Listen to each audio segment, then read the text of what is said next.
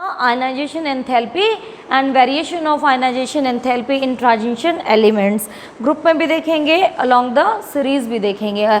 तो हमें पहली ट्रांजिशन सीरीज ज़्यादा पढ़नी होती है। सबसे पहले याद करिए कि आयनाइजेशन एंथैल्पी क्या होती थी। आयनाइजेशन एंथैल्पी होती थी एटमिक आइसोलेटेड आइटम से इलेक्ट्रॉन, कौन सा electron, the most loosely bonded outer most electron को रिमूव करने के लिए जो एनर्जी चाहिए from an isolated gaseous atom, that we called as ionisation enthalpy. ये वैल्यू बिल्कुल दिमाग में याद रखना है, ठीक। अब याद करिए कि जो आयनाइजेशन एंथैल्पी होती थी वो कब कम होती थी। आयनाइजेशन एंथैल्पी न्यूक्लियस ने इलेक्ट्रॉन को पकड़ रखा है, अब इसको खींच के निकालना है, फोर्स ऑफ अट्रैक्शन से बाहर निकालना है, तो आपको इसको एनर्जी सप्लाई करनी पड़ेगी। अगर जितना ये अट्रैक्शन वीक होगा उतनी कम एनर्जी देनी पड़ेगी। पॉजिटिव वैल्यूज़ होती हैं आयनाइजेशन एंथैल्पी की, जितनी ज़्यादा पॉजिटिव उतनी हाई एनर्जी आपको सप्लाई करनी पड़ रही है। अब पूरा कंपैरेटिव, आपको कोई एनर्जी लर्न नहीं करनी है, बट कंपैरेटिव स्टडी पता होना चाहिए। तो क्या फैक्टर होते थे, साइज़ ऑफ एटम। अगर साइज़ बड़ा होता था एटम का तो उसके खुद के न्यूक्लियस से इलेक्ट्रॉन का, आउटर मोस्ट इलेक्ट्रॉन की डिस्टेंस होती थी ज़्यादा, और इस इलेक्ट्रॉन को निकालने में हमें बाहर से कम देनी है एनर्जी, तो आयनाइजेशन एंथैल्पी रिक्वायर्ड से जितना सोचा जा रहा था उससे कम लगी। जब एटम साइज़ में छोटे हुए तो इलेक्ट्रॉन निकालने में ज़्यादा एनर्जी लगेगी, ठीक है। इसके अलावा एक फैक्टर आता था stability of atom. Stability of atom that is the electronic configuration factor. अगर एटम का इलेक्ट्रॉनिक कॉन्फ़िगरेशन अपने में स्टेबल है, मान लीजिए वो हाफ फिल्ड कंडीशन है या कम्प्लीटली फिल्ड कंडीशन है, और आप उससे इलेक्ट्रॉन निकाल रहे हो ज़बरदस्ती, तो ऐसे केस में एनर्जी का जो एडिशन होगा वो ज़्यादा हो जाएगा। जैसे कि आपने 15 और 16 ग्रुप की फर्स्ट आयनाइजेशन एंथैल्पी पढ़ी थी।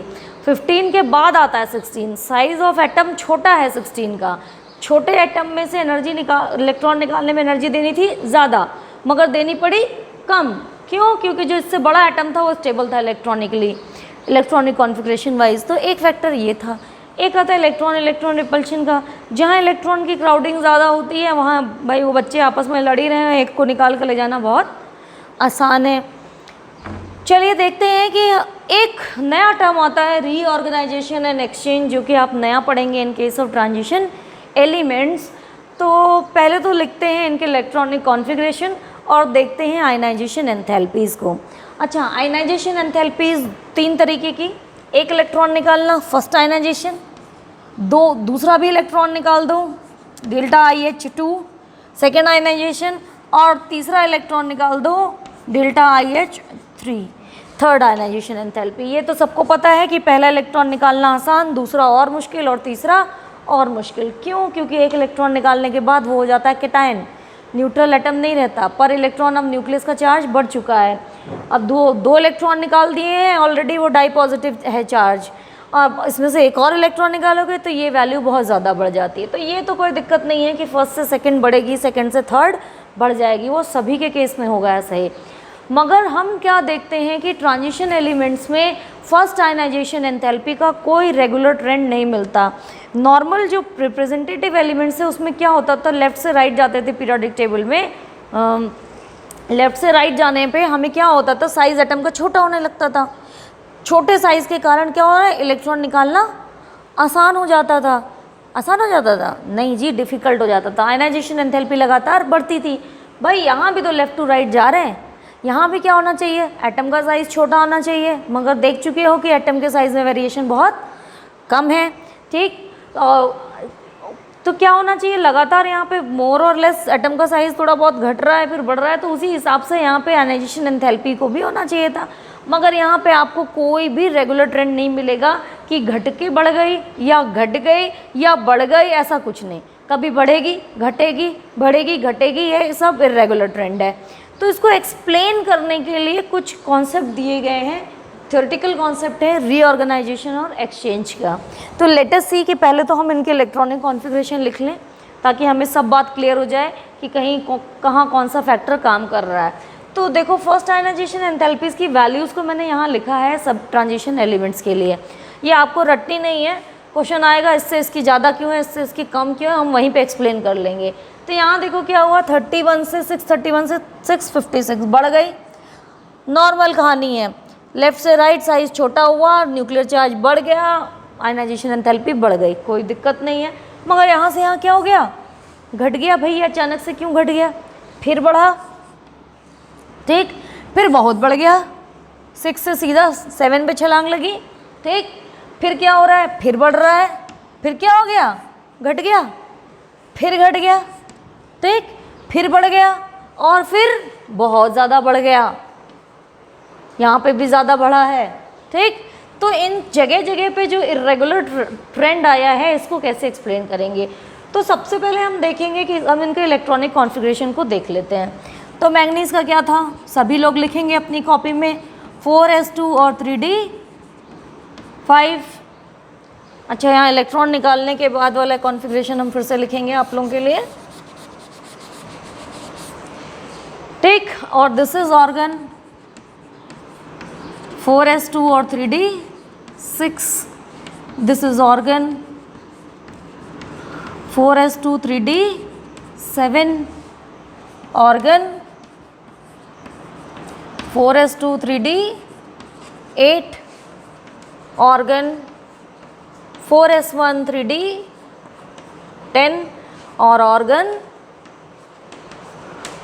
4s2 3d10, ठीक है। अब आइए यहाँ पे एक इलेक्ट्रॉन निकाला, ऑर्गन कहाँ से निकलेगा, आउटर मोस्ट से, एस से निकलेगा, 4s1 3d1, ठीक है। हमेशा एस से निकालोगे क्योंकि फोर्थ शेल आउटर शेल है, याद रखिएगा। देखिए जब इधर दिख रहा है, देखिए जब आपने ये था आपका first shell, second shell, third shell और ये फोर्थ शेल, ठीक, न्यूक्लियस से, यहाँ पे 1s था, यहाँ पे 2s और 2p थे, यहाँ पे 3s 3p और 3d थे, यहाँ पे 4s था। क्या देख रहे थे कि जो 3d की एनर्जी थी बिफोर फिलिंग, पहले कौन भर जाता था, 4s। मान लो कि ये 3s 3p और ये रहा 3d, ये 3 एनर्जी लेवल्स थे। क्या हो रहा था कि जो 4s था उसकी एनर्जी थी कम, 4s, ठीक है। मगर जैसे जैसे इलेक्ट्रॉन बढ़ता जाता है न्यूक्लियस में, ये तो हंट्स रूल और अबव प्रिंसिपल के अकॉर्डिंग है, मगर जब इलेक्ट्रॉन अब भर चुके हैं, एटम अब तैयार है, तो जब तैयार है एटम तो ये क्या करता है, 3d को वापस खींच लेता है अपनी तरफ। अब निकलते समय s बाहर हो जाता है और d अंदर जा चुके होते हैं, तो निकलते समय इलेक्ट्रॉन कहाँ से निकलता है, s से निकलता है। कौन से, 4s से, क्योंकि इसकी एनर्जी है, ये आउटर हो जाता है। पहले क्या होता है, ये इनर रहते हैं, बाद में ये आउटर हो जाते हैं। 3s और 3d में बहुत ज़्यादा एनर्जी का डिफरेंस नहीं रहता है, तो इसमें इलेक्ट्रॉन इधर उधर घूम फिर भी सकता है। इसी को कहते हैं रीऑर्गेनाइजेशन ऑफ इलेक्ट्रॉन। कब घूमेगा, जब s खाली हो जाएगा, आधा हो जाएगा। अब यहाँ पे देखिए ये रीऑर्गेनाइजेशन एनर्जी की वैल्यू बात करी जाती है। कहते हैं कि जैसे ही एक इलेक्ट्रॉन निकलता है और s में एक इलेक्ट्रॉन बच जाता है, खाली एक ही तो बच रहा है। अब क्या होगा कि this electron can come in s और this electron can go in d। अब d कम एनर्जी का है और कोई भी चीज़ कम एनर्जी के साथ ज़्यादा स्टेबल होती है, तो ये इलेक्ट्रॉन घूम के d में चले जाते हैं। इसी after removal of first electron the outer s electron jumps into outer most d orbital, इसी को कहते हैं रीऑर्गेनाइजेशन। जब ये हायर से लोअर में जाता है तो यहाँ एनर्जी का लॉस करता है, ठीक है। ये रीऑर्गेनाइजेशन का फैक्टर आगे नहीं मिलेगा, सेकेंड आयनाइजेशन के बाद नहीं मिलेगा। क्यों, सेकेंड आयनाइजेशन के बाद तो ये ज़ीरो हो जाएगा, कौन इलेक्ट्रॉन जम करेगा, कोई नहीं जम करने वाला, ठीक। लेटेस्ट सी लिखते जाते हैं अभी पहले इलेक्ट्रॉनिक कॉन्फ़िगरेशन। ऑर्गन आया 4s1 और 3d2, ऑर्गन 4s1 और 3d3, ये आया organ 4s0 3d5, this is organ 4s1 3d5, this is organ 3d6, organ 4s1 3d7, this will be organ 4s1 3d8, ये क्या होगा ऑर्गन। 4s0 3d10 और ये क्या होगा 4s1 और 3d10। अब देखिए इलेक्ट्रॉन आप एक एक निकाल चुके हैं, इलेक्ट्रॉनिक कॉन्फ़िगरेशन ये आ गया। ये मैं अभी रब कर देती हूँ सेकेंड और थर्ड में। ये इसलिए बताया था कि सेकेंड एंड थर्ड में इलेक्ट्रॉन क्या होगा, हमेशा सेकेंड आयनाइजेशन एंथैल्पी ज़्यादा और थर्ड उससे भी ज़्यादा होगी। जो ये रीऑर्गेनाइजेशन का फैक्टर मैं बताने जा रही हूँ, जो ये इरेगुलर ट्रेंड मिल रहा है फर्स्ट आयनाइजेशन एंथैल्पी का, ऐसा सेकेंड के केस में नहीं मिलता और ना ही थर्ड में। सेकेंड आयनाइजेशन एंथैल्पी आराम से बढ़ती चली जाती हैं, थर्ड आयनाइजेशन एंथैल्पी भी एक रेगुलर ट्रेंड में बढ़ती है। क्यों? क्योंकि उनके केस में रीऑर्गेनाइजेशन नहीं होगा। ये बचा यहाँ पे 4s में इलेक्ट्रॉन ही नहीं बचेगा जो जंप करके 3d में जाए, ठीक। तो अभी यहाँ पे रीऑर्गेनाइजेशन का पूरा खेल होने वाला है, जिसके कारण अब यहाँ से यहाँ तो एक नॉर्मल है, एक इलेक्ट्रॉन निकला, एक इलेक्ट्रॉन निकला।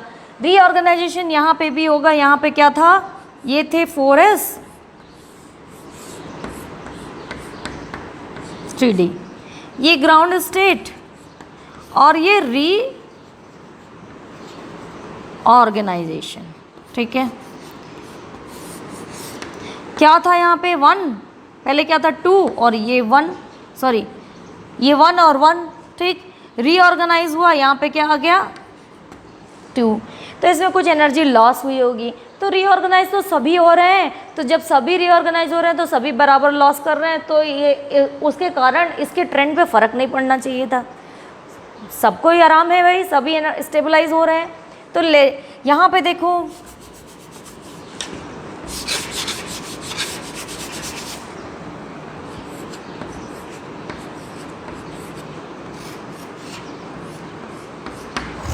यहाँ पे क्या हुआ, इससे इसकी बढ़ गई है, इसमें भी कोई दिक्कत नहीं है।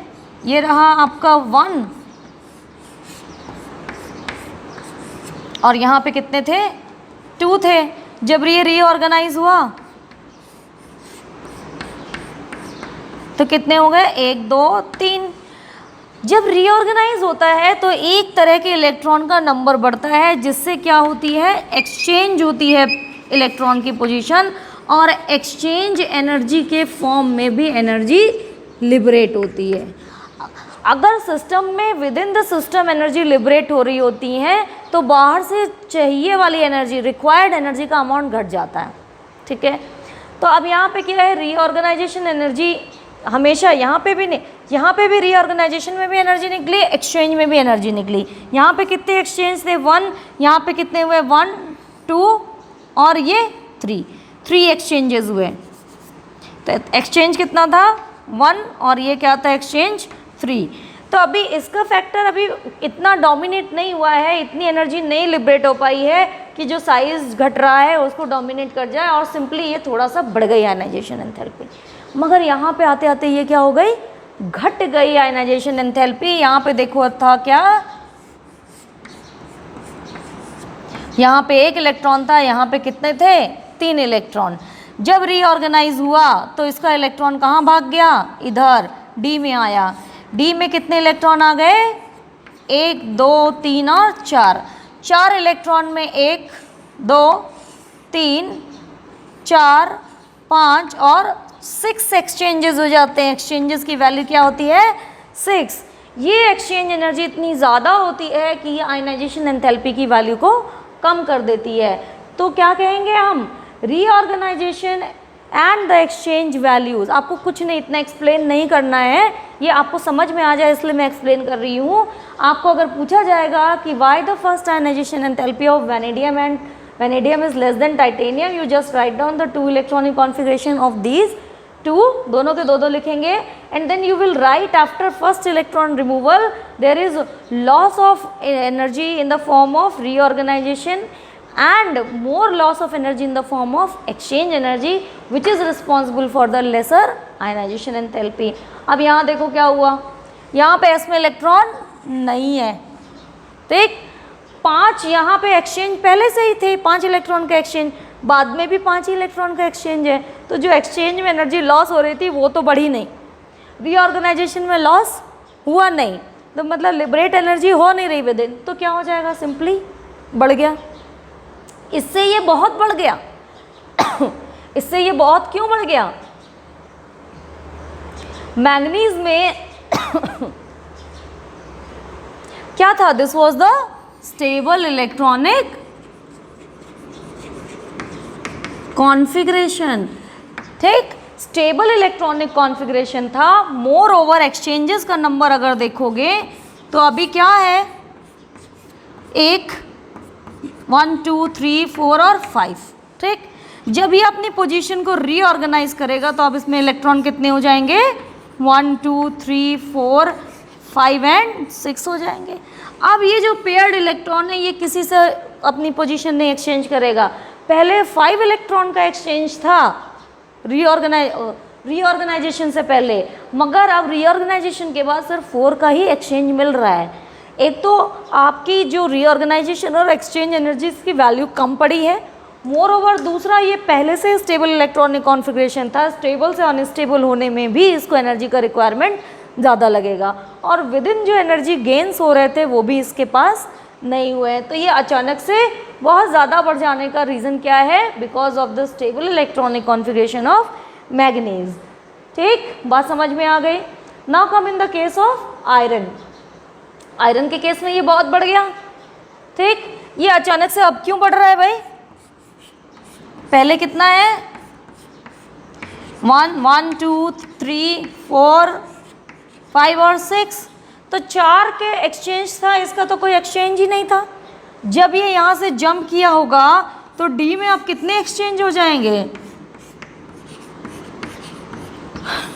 पेयर्ड का एक्सचेंज और ये अनपेयर्ड के एक्सचेंज।